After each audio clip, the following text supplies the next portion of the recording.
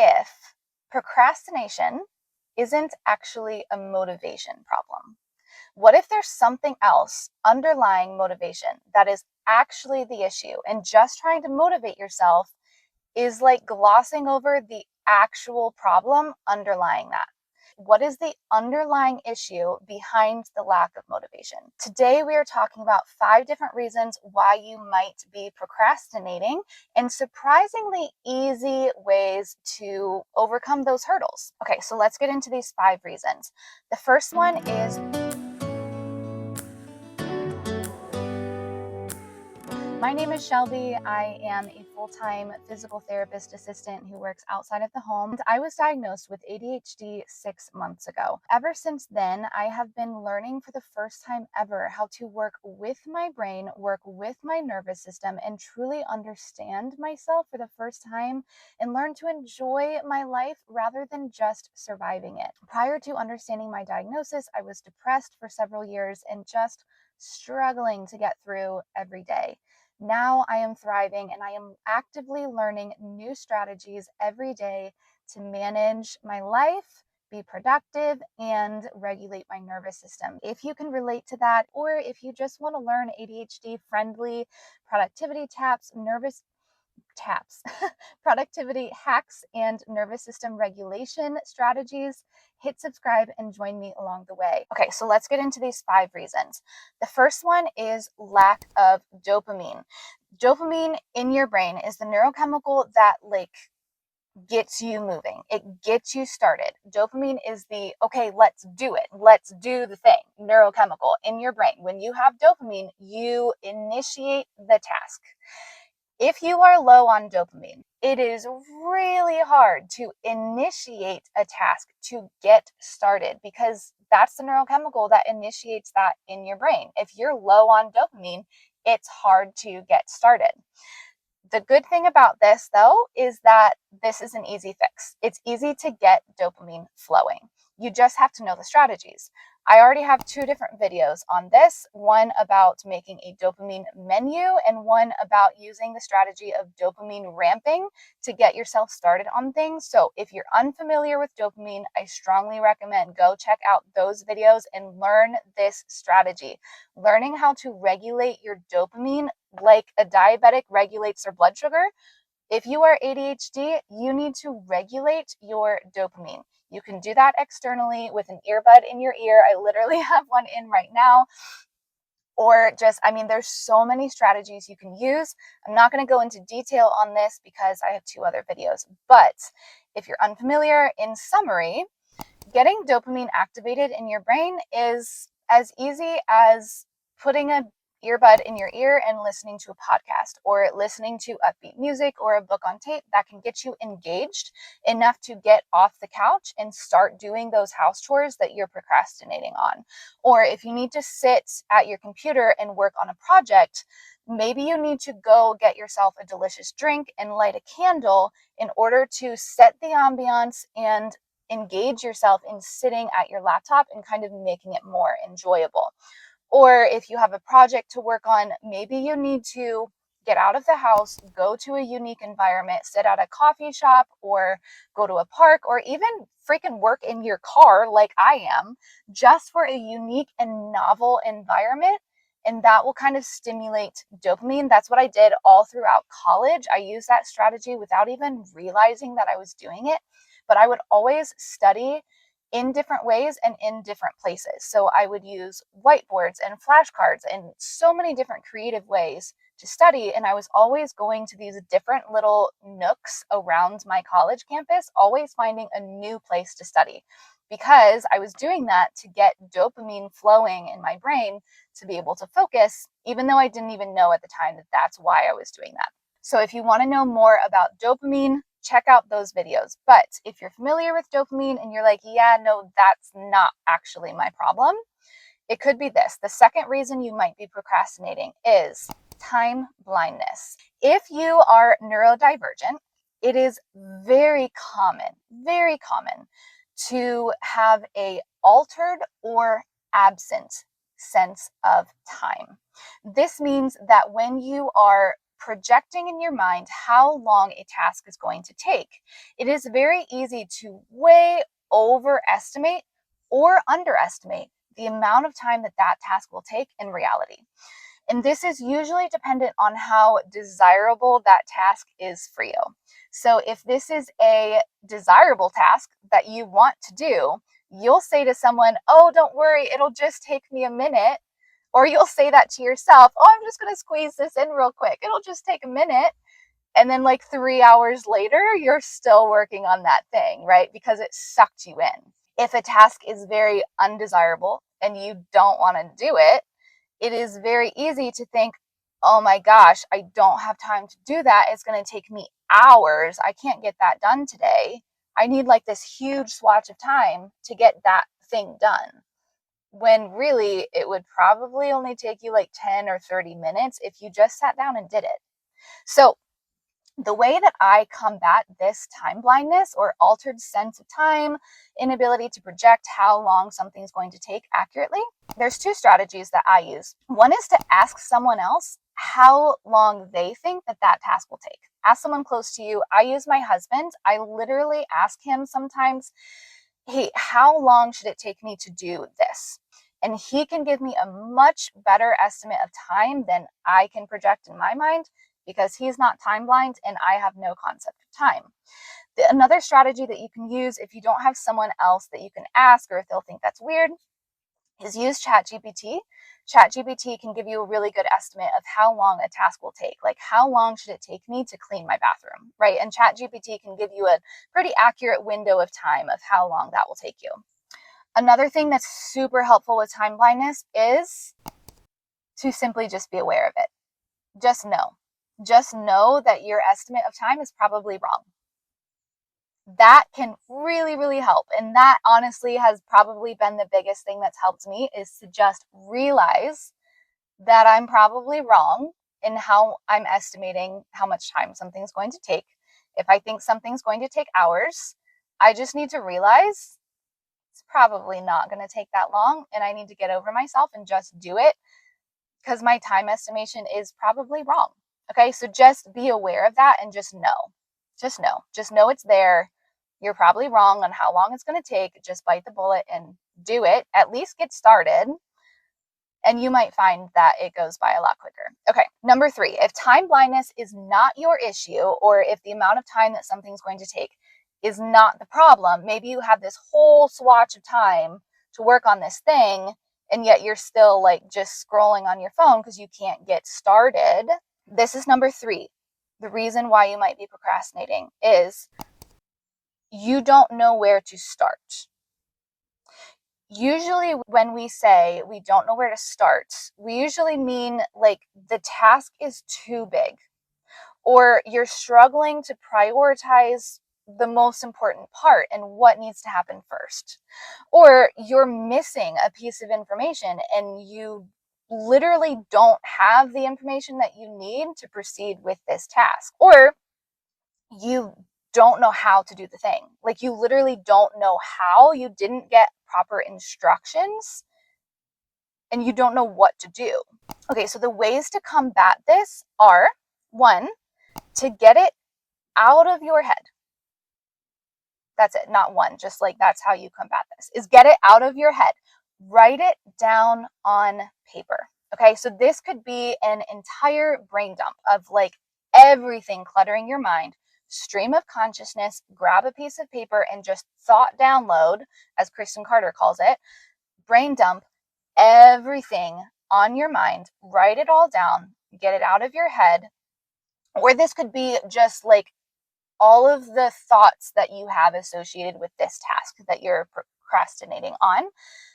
Write down all the steps, all the ideas, all the components, all the things, everything on your mind. It doesn't have to be in order or any sensical fashion. Just write everything down, get it out of your head, and that will really help. If you have like a nebulous of 20 different subtasks involved in this one thing and they're all just floating around in your head, it can be really hard to like grab one and start on it. But by writing them down, it can be a lot easier to actually like then sort of put them in order and figure out like, okay, which one needs to come first. And It's not as nebulous and overwhelming. It's a little more concrete and easier to deal with if it's on paper. If clarity is not your problem, that strategy won't work. Okay, writing it down isn't going to help you if clarity is not your problem. So number 4 reason why you might be procrastinating is your to-do list is too long. You're like mentally overwhelmed because technically on your to-do list, there's like 15 other things that were on there first and technically should be done first, or at least you feel like you're supposed to go in order and do all these things before you get to the thing here. And that's too overwhelming to like do all of those things. And so you just can't start anywhere because you don't have time to do all of that, and you can't do this until you've done all that, and it's then you get stuck. Okay, so the way that I combat this is delete the things on your to-do list. Delete them, erase them, cross them out. Don't do them, get rid of them. Because if those things have been on your to-do list for like weeks or months, which they probably have been, you can probably live without doing them. Okay, you're probably going to survive without doing those things. Now, if they are actually truly important, they will make their way back onto the to-do list, right? They'll put themselves back on the to-do list if they actually need done. But you'd be surprised how much relief you can feel if you just like scratch off organizing your garage. It doesn't need to happen right now. You don't need to organize your garage right now. You can survive with a messy garage for a while. Okay? It's not as important as this work project. Or like sweeping your kitchen, like it's going to be okay. It's going to be okay. All right, you can get those things off of your to-do list. They'll still happen when eventually, right? They'll make it back onto your to-do list, but for now, just get rid of them. Okay, so once you've slimmed down your to-do list by like a significant amount and you still have some things left on your to-do list that you really can't get rid of, I recommend using the Eisenhower matrix. Look this up if you're not familiar, but the traditional categories of the Eisenhower matrix are like urgent and important, not urgent and important, urgent and not important. Okay, so like those categories didn't make sense to me. I cannot differentiate in my head the difference between urgent and important. Like those seem the same to me. So I had to rename the categories. So here's the categories that I use in the Eisenhower matrix. Category 1 is important and time sensitive.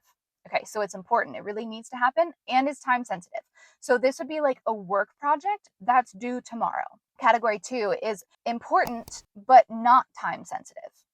Okay, so like this is, I need to do vacation planning, important, but not time sensitive. I could really do that kind of anytime. Category 3 is unimportant, but it needs done soon. Okay, so this would be like, I need to shower and eat something.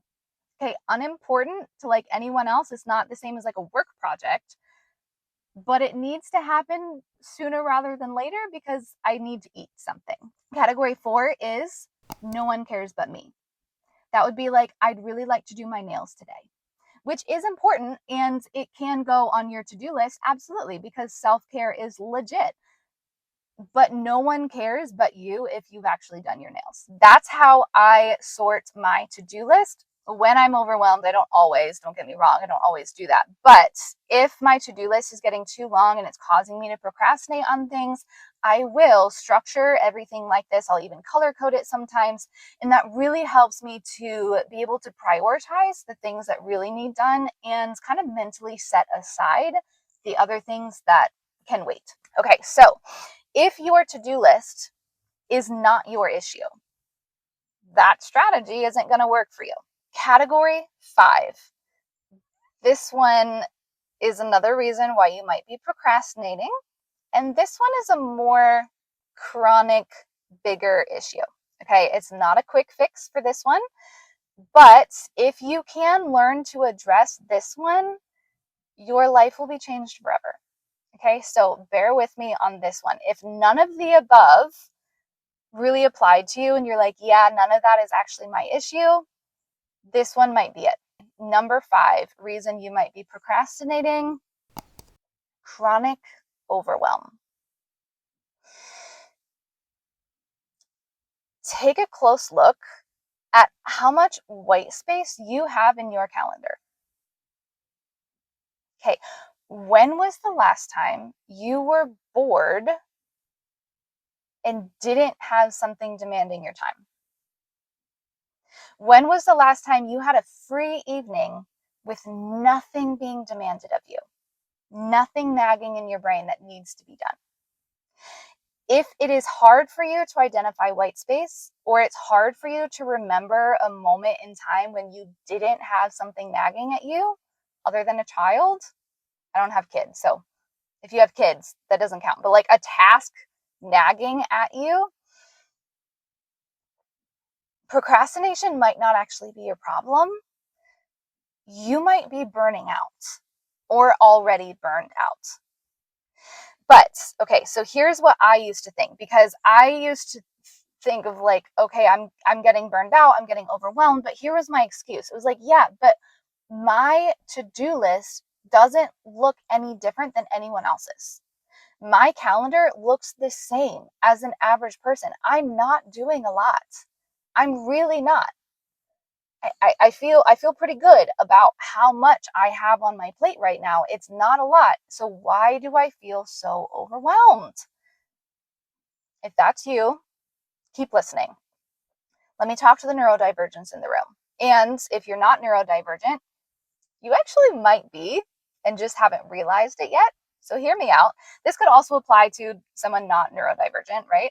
Or if maybe you just don't realize yet that you're neurodivergent. I'm 29 years old and just got diagnosed with ADHD and just started learning this about myself. So if you have ADHD or undiagnosed ADHD, it has been clinically shown that many people with ADHD experience everyday sensory input and mental demands as more intense or more taxing than neurotypical people.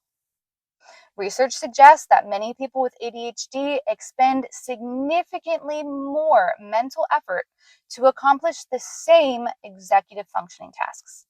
This means that you will need to invest more effort, more mental work, and more emotional energy into everything you do compared to an average person.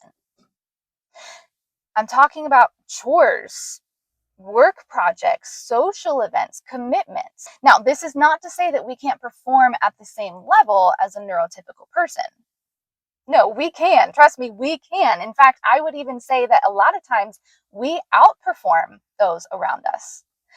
But you need to know that that is taking significantly more energy from you than it is a neurotypical person. All of that to say, if your calendar or your agenda looks the same as an average person or neurotypical person, and you know that you're neurodivergent, or you know that your nervous system is being way too taxed by that, you need to erase a lot off of your calendar and get yourself the white space that you need. I'm talking entire days, entire weekends, multiple evenings a week with nothing going on so that you can actually recharge. I did not know this before. I did not know this. And I found myself in several years of depression, burnout, overwhelm, and needed to get on antidepressant medication to pull myself out of it because I did not know that I was ADHD and I was trying to function at the same capacity as my neurotypical husband, and I couldn't handle it. I couldn't regulate. My nervous system was up here just to manage this level of work. Okay? I learned that I needed to bring myself down to this level of social commitment so that I could actually regulate my nervous system. If this is the case for you, I strongly recommend that you start to prioritize your mental health and you start listening to your body and what your nervous system is telling you, and do what you need to do to get things off of your calendar to actually have the white space that you need to rest and recover your nervous system, at least for a little while. Call it a rehab state, whatever you need to do, but prioritize your own mental health. Okay? That is it. In summary, if you only take one thing from this video, let it be this: procrastination is information. Your brain is telling you something. Your brain is cueing you that something is not working right when you are procrastinating. Maybe you just need more dopamine. Simple fix. Maybe you need clarity. You just need to write things down. Maybe you need to erase some other things cluttering up your to-do list. Okay. Maybe you need rest. Maybe your brain is forcing you to slow down because you are maxing out your nervous system subconsciously and you don't even realize it. So stop assuming that you're lazy and start asking, what is my brain trying to tell me when I'm struggling so much to start on this thing? Because if burnout is your problem, there's no amount of procrastination advice that's going to help you. You have a much bigger issue underlying all of that. I hope this video was helpful to you. I started this YouTube channel because I saw a lot of ADHD advice or neurodivergent advice out there by people who were either not working or working from home. And I don't work from home. I don't have full control over my work environment. I work in healthcare, so it's more difficult to regulate your nervous system when you don't have control over your work environment. If you can relate to that and you want more content like this, I want to ask you to like this video if you learned anything from this, if you enjoyed this content. Like this video if you want to join me and hear more content like this, how to understand yourself better, how to regulate your nervous system, how to work with your brain rather than against it. Hit subscribe, and I would love to have you join me.